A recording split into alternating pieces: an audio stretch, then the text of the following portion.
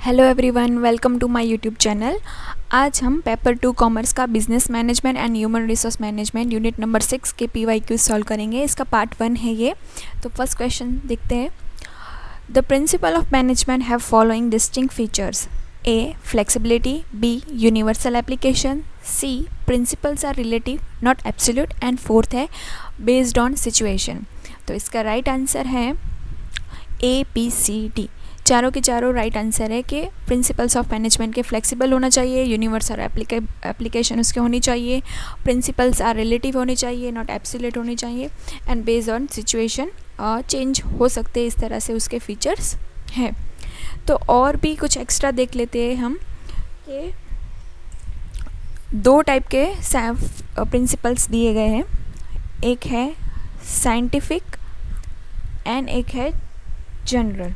तो साइंटिफिक तो आपको पता ही है किसने दिया है, FW टेलर ने, और ये है हेनरी फेयोल ने दिया था। ठीक है, इसके 14 प्रिंसिपल्स हमें ध्यान रखने हैं। 14 प्रिंसिपल एक बार हम फटाफट से देख लेते हैं ताकि हमें चीज़ें आसानी से ध्यान रह जाए। फर्स्ट है डिवीज़न ऑफ वर्क।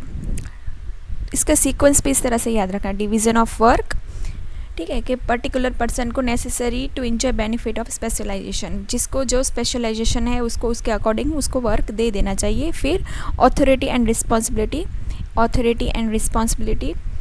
ठीक है, कि उसको सब अपने अंडर ही अथॉरिटी नहीं रखनी चाहिए, कुछ चीज़ें डेलीगेट कर देनी चाहिए। डिसिप्लिन। फिर unity of command.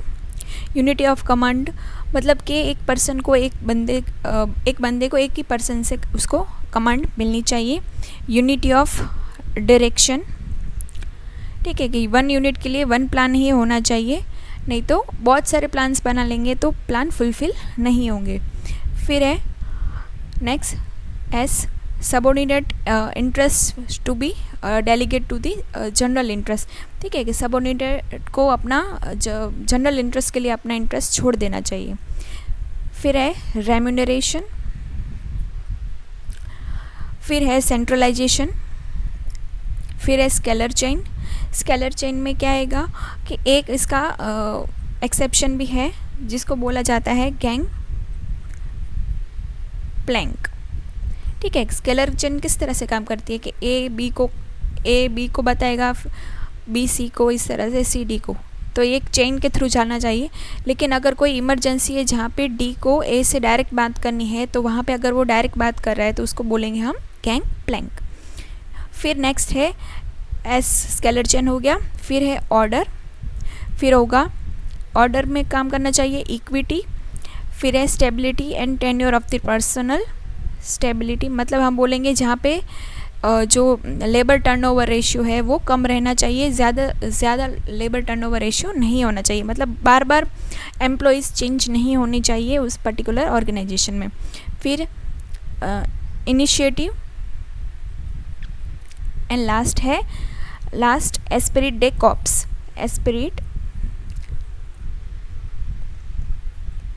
Day corps जिसका मतलब है यूनिटी इज स्ट्रेंथ, जहाँ पे बोला गया है कि टीम वर्क में काम करना है। आई नो थोड़ा मैसी हो गया है ये, लेकिन आई होप से समझ आया होगा। मैं एक बार फटाफट बता देती हूँ कि जो प्रिंसिपल्स है वो साइंटिफिक है एंड जनरल प्रिंसिपल्स है। साइंटिफिक प्रिंसिपल्स है वो FW टेलर ने दिए है, जनरल है हेनरी फेयोल ने दिए है। जो 14 प्रिंसिपल है, हमने 14 प्रिंसिपल एक बार फटाफट से लिख दिए सभी के सभी। उसमें एक जो स्केलर चेन है उसमें मैंने बोला कि एक अपवाद है। ठीक है, एक एक्सेप्शन है जहाँ पे बोला है उसको गैंग प्लैंक, जहाँ पे बात करी है कि कोई इमरजेंसी सिचुएशन में स्केलर चेन को हम नहीं कंटिन्यू कर सकते। फिर लास्ट था उसका एस्पिरिट डे कॉप्स जिसका मतलब है टीम वर्क।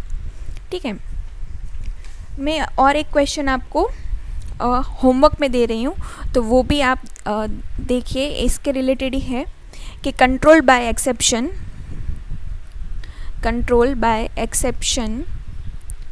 को और क्या कहा जाता है। प्लीज़ कमेंट सेक्शन में बताइएगा। कंट्रोल बाय एक्सेप्शन को is also known as dash. ठीक है, उसको और क्या कहा जाता है। नेक्स्ट क्वेश्चन पे जाते हैं। The advantages of incentive payments are first, ease in introduction of new machine. B, better utilization of equipment. C, reduce absenteeism in turnover. And D है increase scrap. तो इसका राइट आंसर है B and C only.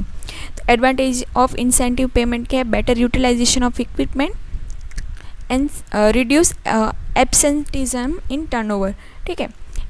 Ease in introduction of new machine and increase scrap. ये तो scrap वाला तो नहीं होगा, मतलब जहाँ जहाँ डी है तो वो कट कर लेंगे, तो डी तो नहीं होगा. ठीक है. एंड बी एंड सी तो होना चाहिए, तो बी एंड सी तो होना ही चाहिए, तो ये आंसर होगा. तो is in introduction of new machine ये इंसेंटिव पेमेंट का पार्ट नहीं है. Third, use of interviews as training need. Assessment technique has the following advantages. Assessment techniques की बात करी है. First, questions can be modified, easy to analyse. C है can explore unanticipated issues that come up. And last है less time consuming. तो इसका right answer है A and C. Question can be modified and can explore unanticipated issue that come up. ठीक है. कि जो आने वाले इस तरह से कोई इशू है उसको हम कैसे टैकल करेंगे वो हम उसमें डिस्कशन कर सकते हैं. Easy to analyse and less time consuming इसका आंसर नहीं है. फिर नेक्स्ट है which of the following can be categorise as a people processing service. People processing service. तो इसका राइट आंसर क्या है? Health care. People processing service. और इसकी जो कैटेगरीज है उसको मैंने अलग से नई स्लाइड में इंट्रोड्यूस करा है. टेंजिबल एक्शंस है, इंटेंजिबल है. जहाँ पे पीपल प्रोसेसिंग सर्विस, जहाँ पे क्या होगा कि जहाँ पे फिजिकल सर्विस प्रोवाइड करी जाएगी, जैसे हेयर कट है, फिजिकल थेरेपी है. फिर मेंटल सिमुलेशन प्रोसेसिंग है, जहाँ पे मेंटल सर्विस, जहाँ पे कौन सी होगी? एजुकेशन, काउंसलिंग, ये सब. फिर है पोजीशन प्रोसेसिंग, जहाँ पे ऑब्जेक्ट सर्विस प्रोवाइड करी जाएगी, जहाँ जैसे कि रिसाइकलिंग है, कार सर्विस है, ऑयल चेंज जिसमें हो, कार सर्विस में ऑयल चेंज है या कुछ भी हम करवाते हैं वो. एंड इंफॉर्मेशन प्रोसेसिंग जिसमें एसेट सर्विस हो जाएगी, जिस तरह से बैंकिंग है, लीगल काउंसलिंग है, ये सब. तो इस बार पीपल प्रोसेसिंग से क्वेश्चन आया था और नेक्स्ट टाइम इस तरह से कोई क्वेश्चन पूछ सकते हैं. तो ये और चीज़ें भी हमें ध्यान रखनी है. तो पीपल प्रोसेसिंग में हेल्थ केयर आंसर राइट है कि ठीक है, जहाँ पे फिजिकल सर्विस प्रोवाइड करी जाती है. नेक्स्ट है people repeat behaviours that bring them satisfaction and pleasure and stop those which bring dissatisfaction और pain in is known as. तो इसको कहा जाता है लॉ ऑफ इफेक्ट. इसको कहा जाता है लॉ ऑफ इफेक्ट. इस तरह के कुछ जनरल क्वेश्चन होते हैं. असर्शन रीजनिंग में इस तरह के क्वेश्चन रिपीट पूछे जा सकते हैं, तो आप प्लीज़ इसको ध्यान रखिएगा. फिर है which among the following is not a primary determinant of organisational structure. Chain and span, capacity and lower needs, power and control and differentiation and integration. तो कॉमन क्वेश्चन है, मतलब कॉमन सेंस का question है. Generally पता चल जाता है कि इस तरह की कोई नेगेटिव बातें नहीं हो सकती इस तरह से. तो इसका आंसर होगा capacity and lower need. Next है an act in a way that result in the greatest good for the greatest number. Greatest good for the greatest number. First golden rule, B utilitarian rule, third है the 4-वे test and last है Kant's categorical imperative. तो ये सब बात जो act है ये एथिकल अप्रोचेस में आते हैं. एथिकल अप्रोचेस में, ठीक है. जहाँ पे यूटिलिटेरियन जो अप्रोच है ना, ये वाला, इसका आंसर ये है यूटिलिटेरियन अप्रोच. ठीक है. तो ये बात क्या बोल रहा है कि बेनिफिट ज़्यादा होना चाहिए और हार्म कम से कम होना चाहिए. जिस तरह से अगर कोई बात हो कि कोई बिल्डिंग वगैरह कुछ गिरानी है, तो हम बोले कि हाँ ठीक है कि एक बिल्डिंग गिरने की वजह से अगर वहाँ पे किसी को 10 लोगों को बोलते हैं कि 10 चीज़ों का नुकसान हो रहा है, अगर वो बिल्डिंग ना गिराएंगे तो 100 लोगों का नुकसान होगा. तो इससे क्या होगा कि हम 10 लोगों को नुकसान होने दे सकते हैं. तो इस तरह के जो बातें करते हैं वो यूटिलिटेरियन अप्रोच में आती है. फिर एक और अप्रोच है जिसको बोलते हैं डियोंटोलॉजिकल एथिक्स. जहाँ पे ये क्या बात कर रहे हैं कि जहाँ पे सम थिंग्स इज़ गुड और अदर नॉट, मतलब हाफ 50-50 की बात है, ठीक है। जहाँ पे 50% सही है 50% सही नहीं होगा। फिर एक और है टेलोलॉजिकल, जहाँ पे बोलेंगे कि हम बोलते हैं ना कि अंत भला तो सब भला, इस तरह के कोई अप्रोच आपको देखने को मिलेगी तो वो टेलोलॉजिकल में होगी। और एक लास्ट है जिसको बोलते हैं थियरी ऑफ इगोइज़म, जहाँ पे हम बोलेंगे कि दूसरों का भले अपना फ़ायदा होना चाहिए मगर उससे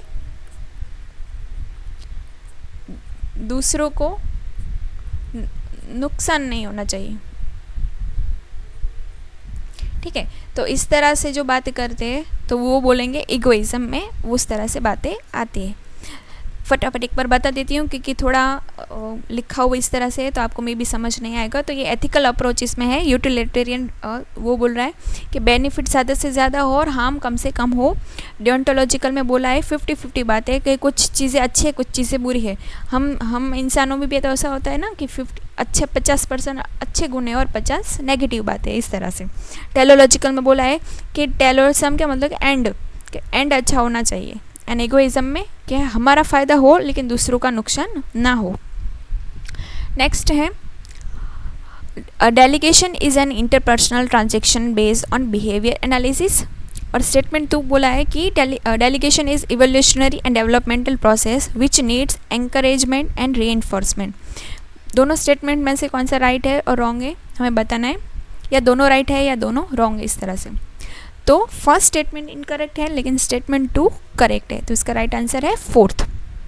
डेलीगेशन से क्या समझ रहे हैं कि हमें अपनी रिस्पॉन्सिबिलिटी है वो किसी और को डेलीगेट कर देते हैं। सभी चीज़ मैं अपने पास ही रखूँगी, सेंट्रलाइजेशन में कर दूँगी कि सब चीज़ें मैं ही करूँ, तो क्या होगा, मेरे ऊपर बर्डन ज़्यादा बढ़ जाएगा। तो इससे बेटर है कि मैं अपनी रिस्पॉन्सिबिलिटी किसी और को डेलीगेट कर दूँ, कि मैं किसी और को वो काम सौंप दूँ।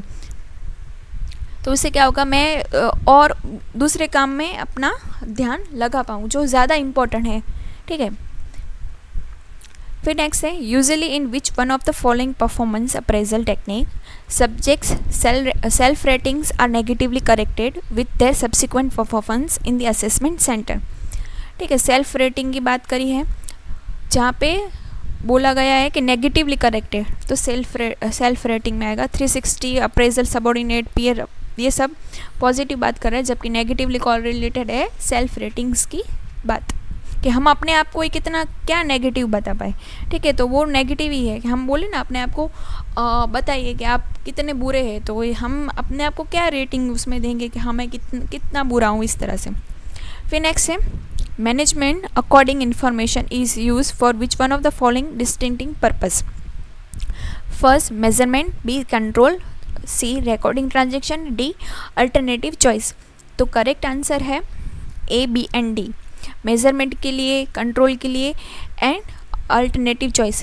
ट्रांजेक्शन रिकॉर्डिंग के लिए नहीं आता मैनेजमेंट, ठीक है, वो अकाउंट्स में आ जाएगा।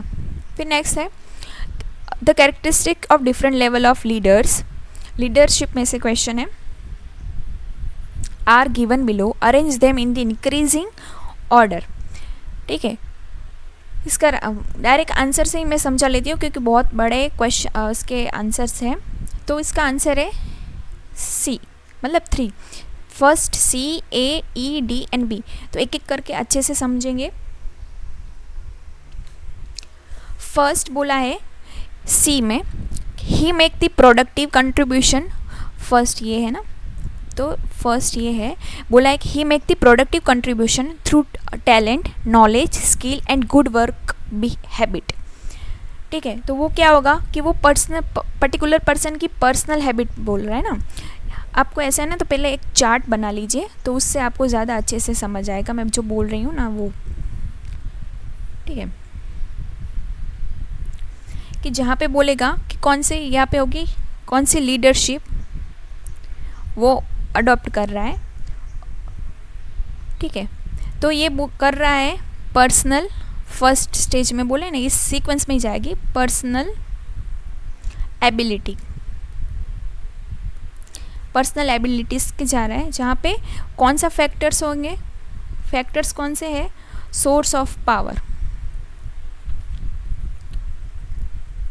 जहाँ पे क्या बोला है कि he make a productive contribution through talent, knowledge, skill and good work habit, कि वो पर्टिकुलर जिस पर्सन की पर्सनल एबिलिटी देख रहा है। फिर नेक्स्ट है A, he contribute to the achievement of group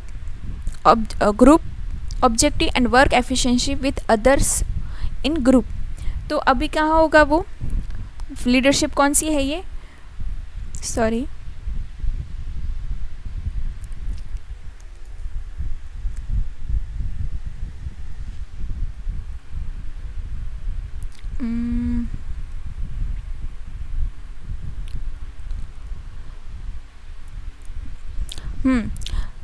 तो ये कौन सी होगी, विजन,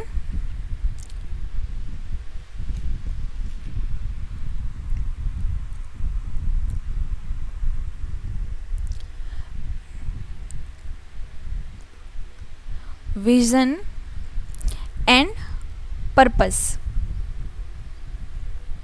ठीक है, विजन एंड पर्पस, जहाँ पे वो फैक्टर कौन से होंगे, फोकस कर रहा है, ठीक है। यहाँ पे देखिए इसमें he contribute to achieve the group objective, जहाँ पे वो ग्रुप ऑब्जेक्टिव के पर फोकस कर रहा है, and work effectively with others in a group, जहाँ पे वो विजन एंड पर्पस पे ध्यान देगा।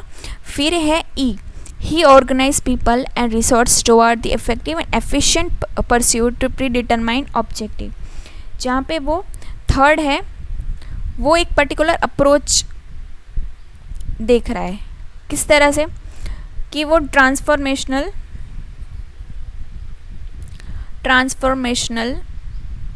अप्रोच देख रहा है, ठीक है। थर्ड ये आ गया। फिर नेक्स्ट है डी, जहाँ पे he catalyse commitment to give vigorous pursuit of clear and complying vision and stimulate the group to high performance standards, जहाँ पे वहाँ पे क्या करेगा वो लोगों को, या लीडरशिप में ही है, जहाँ पे वो इंस्पायर करने की, इंस्पिरेशन, जहाँ पे वो इंस्पायर करेगा, और फैक्टर होगा प्रोसेस, अभी वो प्रोसेस स्टेज पर है। फोर्थ में लास्ट है बी, जहाँ पे बोला है he build enduring greatness through a paradoxical combination of professional will and personal humanity, जहाँ पे फिफ्थ बोला है, जहाँ पे वो करेगा तो कलेक्टिविटी, जिसकी हेल्प से वो क्या करेगा, एम्फसाइज कर रहा है, उसमें फैक्टर होगा एम्फसाइज, वो भार दे रहा है लास्ट में कि he build enduring greatness through the paradoxical combination of professional will and personal humanity, दोनों को बैलेंस करने की, मतलब बैलेंस करने की, पर्सनल एंड प्रोफेशनल चीज़ों को बैलेंस कर रहा है यहाँ पे, ठीक है। लीडरशिप की ये प्रॉपर जो थियरी है ना, difference between leadership and management में, ये प्रॉपरली एक आपको चाहिए रहेगा तो आप मुझे कमेंट सेक्शन बता दीजिएगा, इसको मैं डिटेल में बता दूंगी, क्योंकि बिजनेस मैनेजमेंट के जो क्वेश्चंस, बिजनेस मैनेजमेंट एचआरएम के जो क्वेश्चंस आते हैं ना, उसमें लीडरशिप के क्वेश्चंस बहुत इंपॉर्टेंट रहते हैं, मोस्ट इम्पॉर्टेंट रहते हैं। तो आपको चाहिए रहेगा तो मैं एकदम इसको एक डिटेल में लेक्चर में ले लूँगी, ठीक है। तो यहाँ से सिर्फ इतना ही समझना है कि आपको इसके अकॉर्डिंग जो इसका personal ability, vision and purpose, transformational, inspiration and collectivity, इसके बेसिस पर ये स्टेटमेंट बनाए गए हैं और इसके अकॉर्डिंग ही इसको सीक्वेंस में लगाना था, ठीक है। फिर नेक्स्ट है which one of the following is not true for the functional organisation. Functional managers are specialist in their respective area. Second, it is based on the principle of unity of command. Third, it is useful for large scale business. Fourth, the discipline tend to be become loose. तो इसका right answer है it is based on the principle unity of command. तो ये इसका आंसर wrong है, not true for the functional organisation. बाकी के तीनों है। तो आप इस तरह से ना, आपको नोट्स बनानी हो तो आप कैसे बना सकते हो, PYQ से भी बहुत सारे क्वेश्चन रिपीट हो जाते हैं, ठीक है। तो आप क्या करिए, फंक्शनल ऑर्गेनाइजेशन लिख लीजिए और इसके इस तरह से स्टेटमेंट लिख लीजिए। तो आपको क्या होगा कि आपके पास फंक्शनल ऑर्गेनाइजेशन रिलेटेड कितने भी PYQ आए होंगे ना, तो जो जो पॉइंट्स है वो तो आपके क्लियर हो जाएंगे, ठीक है। तो आप ये जो तीन है जो राइट है वो आप अपनी नोट में नोट डाउन कर सकते हो। फिर नेक्स्ट है incentive schemes where earning differ at different level of outputs are Gantt task system, Halsey's plan, Rowan plan, Beddock's plan and Emerson's efficiency plan। तो इसका राइट आंसर है A एंड E, ठीक है। ये किस तरह से है मैं आपको समझाती हूँ, मैंने पूरा इसमें ऐड करा है। तो मेथड ऑफ रेम्यूनरेशन की है the rate system and payment by result system, ठीक है। तो जहाँ पे ये शायद कट किया है, तो फ्लैट टाइम, जहाँ पे लिखा है flat time rate, high wage system, graduate time rate, ठीक है, ये लिखा है रेट सिस्टम में। पेमेंट में टाइप्स दिए गए हैं, piece rate system, premium bonus plan, combination of time and piece ratio and group bonus system and other incentive schemes. अब एक पीस रेट सिस्टम में कौन सी है वो देख लेते। Straight place work and different place work. अगर स्ट्रेट प्लेस वर्क है उसमें सिंगल ही है, डिफरेंट प्लेस वर्क में है Taylor system and matrix system.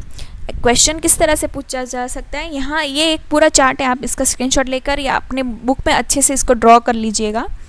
तो Taylor system and matrix system जहाँ पे डिफरेंशियल पीस वर्क होगा। फिर है combination of time and piece rate, तो वहाँ पे होगा gang task and bonus system, Emerson efficiency system, ठीक है। यहाँ पे दूसरा है पॉइंट स्कीम्स, पॉइंट स्कीम में दो है, Bedaux system and Haynes Manit system, ठीक है। तो ये हाइनेस है, ये ध्यान रखना है, ये दो अलग है। पॉइंट स्कीम आएगी तो B एंड H याद रखना है, जहाँ पे डिफर्ड एंड डिफरेंट टाइम होगा तो वहाँ पे गैंट एंड एमरसन साथ में है। फिर है प्रीमियम बोनस प्लान है, तो वहाँ पे हेल्सेस एंड रोवन स्कीम है और एक्सेलरेटिंग प्रीमियम बोनस स्कीम्स है, ठीक है। जहाँ पे नेक्स्ट है ग्रुप बोनस सिस्टम होगा, वहाँ पे Priestman's production bonus, Rucker plan, सैंक्शन plan and Towne plan and other incentive schemes है, जहाँ पे प्रॉफिट शेयरिंग एंड कॉर्पोरेशनशिप लिखा हुआ है, ठीक है। ये भी आपको अलग से क्योंकि ये भी रेम्यूनरेशन वाला पॉइंट भी इम्पॉर्टेंट है, तो आपको चाहिए रहेगा तो पूरा मैं ये अलग वीडियो अच्छे से, क्योंकि इस चीज़ में भी है ना अलग अलग पॉइंट्स लिखे हुए कि गैंट टास्क प्लान है, हेल्सेस प्लान है, तो ये जो दिए हैं उसको भी अलग से बोला गया है कि इसमें पीस रेट सिस्टम है तो कितने % उसको देना है, इसके फॉर्मूलाज है। तो इस तरह से क्वेश्चन पूछा जा सकता है। तो आपको चाहिए रहेगा तो कमेंट सेक्शन में बता दीजिएगा, तो मैं आपके लिए इसका वीडियो भी अलग से बना दूंगी, पर ये प्लीज़ आप नोट डाउन कर लीजिएगा। तो इसके अकॉर्डिंग हो गया ना ये आंसर A एंड E, जहाँ पे Gantt task system and E था एमरसन्स एफिशिएंसी प्लान। तो ये हो गया ना, यहाँ पे है देखो Gantt task and Emerson's system, जहाँ पे बोला है combination of time and piece rate, जहाँ पे डिफरेंट है। फिर नेक्स्ट है which one of the following generation is more pragmatic and individualistic. तो इसका आंसर है जेन एक्स। तो इसमें भी है, जिसमें है बेबी बूमर, जेन एक्स, जनरेशन वाई और जनरेशन जेड। तो इसको और भी क्या बोला जा सकता है, वो भी है आईजेन है, जेन जेड को आईजिन बोला जाता है, जनरेशन वाई को मिलेनियल्स बोला जाता है। तो ये भी देखना है। बेबी बूमर्स है, उनका ईयर 1944 से 1964 है। जनरेशन जेड एक्स का 65 से 79, वाई का है 80 से 94 एंड जेड का है 1995 के बाद, ठीक है। born after 1985। और भी जो चीज़ें लिखी हुई है जिसके यहाँ पे इसके कैरेक्टरिस्टिक्स लिखे हुए हैं वो भी आप अच्छे से नोट डाउन कर लीजिएगा, जो आपको कोई अलग क्वेश्चन पूछा जाए इसमें तो आपको हेल्प रहेगी। फिर नेक्स्ट है which one of the following training methods is most suitable for developing problem solving skills. तो इसका राइट आंसर है केस स्टडी। केस स्टडीज़ की हेल्प से आप सबसे ज़्यादा अच्छे से प्रॉब्लम सॉल्विंग कर सकते हैं। फिर नेक्स्ट है a logical sequence of the following steps in the managerial decision making process. First, determining the objective. B, selecting the best solution. C, implementing the decision. D, defining the problem. E, identifying the possible solution. तो इसका right answer है D first आएगा। Define, obviously define the problem, पहले problem पता होनी चाहिए। फिर ए, determine the objective, फिर करेंगे सेट। फिर ई, थर्ड जहाँ पे आइडेंटिफाई पॉसिबल सॉल्यूशन। फिर होगा B, selecting the best solution, and last में इम्प्लीमेंटिंग द डिसीजन। तो इससे भी पता चल जाएगा, पहले तो होना चाहिए डी सेट हो गया तो बाद में हम कौन सा सेट करेंगे, सी, डिसीजन, इम्प्लीमेंटिंग द डिसीजन। तो सी सेट करना है, तो सी यहाँ पे है लेकिन डी नहीं है, तो ये ऑटोमेटिक कट हो जाएंगे और आपको राइट आंसर मिल जाएगा। फिर according to the Plutchik which one of the following is not secondary emotion. तो distrust, fear, hostility and insecurity. इसका राइट आंसर है फियर। प्लचिक के सेकेंडरी इमोशंस के रिलेटेड मैंने एक चार्ट ऐड करा है। जो नेगेटिव इमोशंस है, एक है पॉजिटिव इमोशन, जिसमें प्राइमरी है नेगेटिव इमोशन में एंगर, सैडनेस एंड फियर। और प्राइमरी आप याद रख लीजिए क्योंकि तीन ही है, ठीक है। एंड पॉजिटिव में है लव, जॉय एंड सरप्राइज। तो आपको यहाँ पता चल गया कि नॉट सेकेंडरी मतलब फियर तो प्राइमरी है, ठीक है। तो आप डायरेक्टली आंसर कर सकते। तो इसके न्यूमोनिक्स हम कैसे बनाएंगे, ए एस एफ और इसका एल जे एस, ठीक है। आप इस तरह से कुछ भी बना सकते हो। आप प्राइमरी याद रख लीजिए, सेकेंडरी तो आपको ऑटोमेटिक फिर आप उसमें चूज़ कर पाओगे।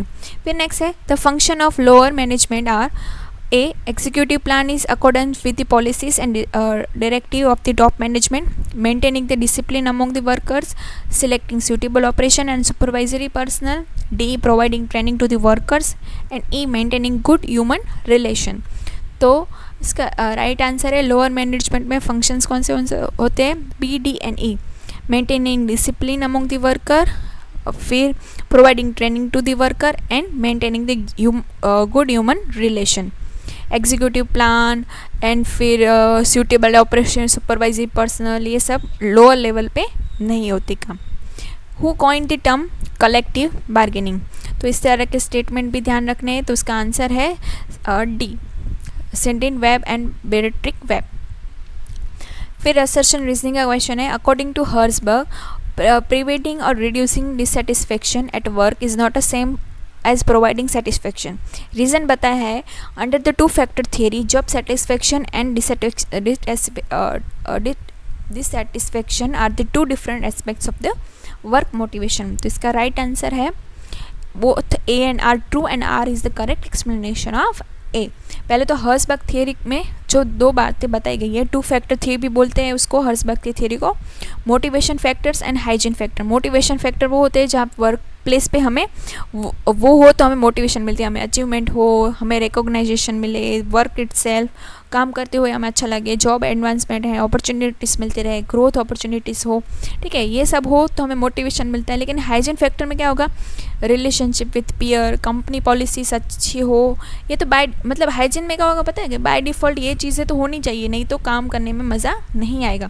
सैलरी अच्छी होनी चाहिए, स्टेटस होना चाहिए, सिक्योरिटी होनी चाहिए, सुपरविज़न होना चाहिए, फिजिकल वर्क प्लेस अच्छा होना चाहिए। वॉशरूम की ही हम जाएंगे और वॉशरूम ही ना हो तो हमें अच्छा नहीं लगेगा, ठीक है।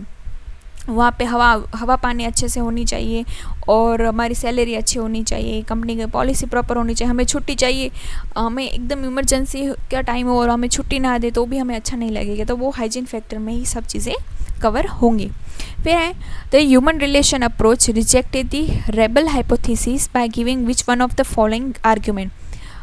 The worker does not work for money only. B, the worker operate in a techno-economic system with no room for emotion. Third, authoritarian style of leadership is more productive, and four है, individual pay attention to self achievement respective to the informal groups. No. तो कौन सी चीज़ है वो reject करी है? तो workers does not work for only money only.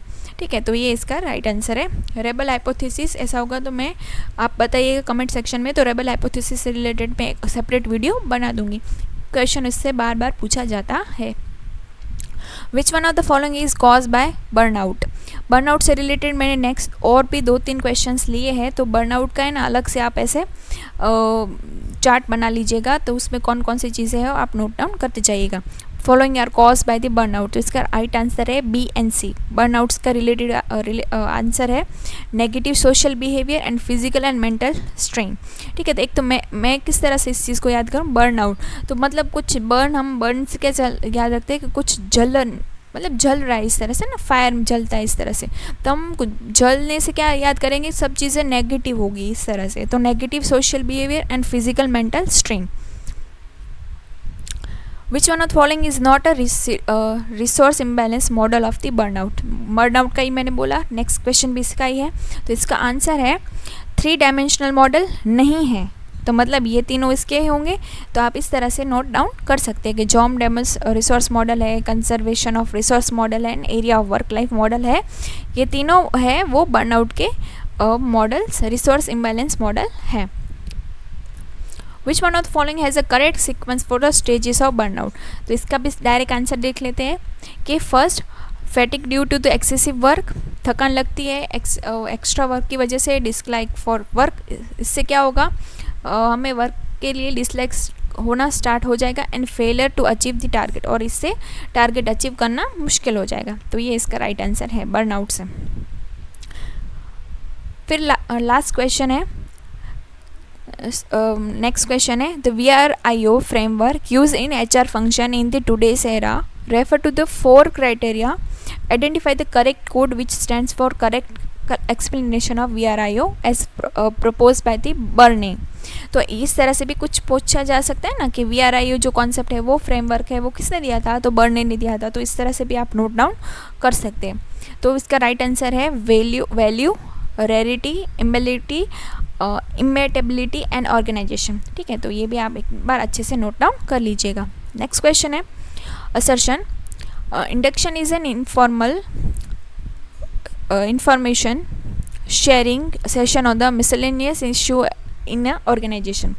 Reasoning है, the rational of induction is ensure effective integration of staff into the across the organisation for the mutual benefit.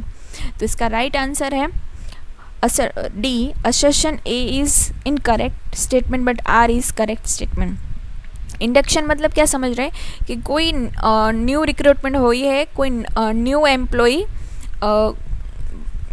Organisation में आया है, तो हम उसका इंट्रोडक्शन के लिए रखते हैं ना सेशन, तो इसको हम इंडक्शन बोलेंगे। इसे informal information sharing session on miscellaneous issue on organisation. तो ऐसा नहीं है इंडक्शन तो उसका इंट्रोडक्शन है, इस तरह से कोई उसमें सेशन होता नहीं है, सिर्फ उसका इंट्रोडक्शन से ही रिलेटेड बातें होती है। तो ये तो रॉन्ग ही हो गया। And rational of the induction is the ensure effective integration of the staff into the across the organisation to the mutual benefit. ठीक है, वो नया बंदा आया है, वो स्टाफ के साथ मिलजुल कर काम करेगा तो ही म्यूचुअल बेनिफिट होगा ऑर्गेनाइजेशन का। तो वही बात इसमें करी है, तो वो आंसर राइट है, रीजनिंग राइट है और असर्शन रॉन्ग है। Which one of the following is the item is not part of the job specification? Initiative, emotional characteristic, location and judgement. इस तरह के कुछ ट्रिकी क्वेश्चन भी होते हैं, तो थोड़ा ध्यान रखना है कि लोकेशन है जॉब स्पेसिफिकेशन में नहीं आता। तो जॉब स्पेसिफिकेशन में और क्या क्या चीज़ें आती है, तो वो आपको ध्यान होना चाहिए, तो वो आप इस तरह से भी नोट डाउन कर सकते हो। नेक्स्ट है, everyone benefits when the focus is on common interest and promotion of harmony is the underlying assumption of which one of the following approaches through industrial relation? Common interest होना चाहिए और proper harmony बैठनी चाहिए, तो वो होगा unitary approach. ठीक है, तो ये भी आपको ध्यान रखने हैं। अप्रोचेस से रिलेटेड भी क्वेश्चन ज़्यादा पूछे जाते हैं। ठीक है, तो आप भी ये भी चीज़ ध्यान रखिएगा कॉमन इंटरेस्ट से रिलेटेड। फिर है, arrange the following stages of staffing is the correct sequence of the indicating the code of correct sequence। तो इसका राइट आंसर है 2। फर्स्ट क्या करेंगे हम, रिक्रूटमेंट, फिर होगा सिलेक्शन, फिर होगी इंडक्शन एंड ओरिएंटेशन, फिर होगा परफॉर्मेंस अप्रेजल एंड लास्ट में अगर उसका performance particularly transfer negative way में भी होता है एंड पॉजिटिव वे में भी होता है तो वो भी हमें ध्यान रखना है। ठीक है, तो इसका ये करेक्ट सीक्वेंस यही है। फिर है according to the Donald Kirkpatrick training program can be evaluated at 4 level indicate the code of correct sequence। तो इसका राइट आंसर है reaction, learning, behaviour and result. ठीक है, तो आप रिजल्ट को मतलब इस तरह से कर सकते हैं कि लास्ट में हम अरेंज करें तो ये दो आंसर तो निकल ही जाएंगे। अब इसमें से ही कुछ हमें दिमाग लगाना है कि इसका आंसर किस तरह से हम बिठा सकते हैं। ठीक है, तो इस तरह से भी आप क्वेश्चन सॉल्व कर सकते हैं। तो 50-50 तो 50% तो 50-50 का इसमें आप अरेंज कर सकते हो अगर आपको आंसर नहीं आता है। तो आई होप से आपको अच्छा लगा होगा और प्लीज़ वीडियो को लाइक करिएगा और चैनल को सब्सक्राइब करिएगा। Thank you.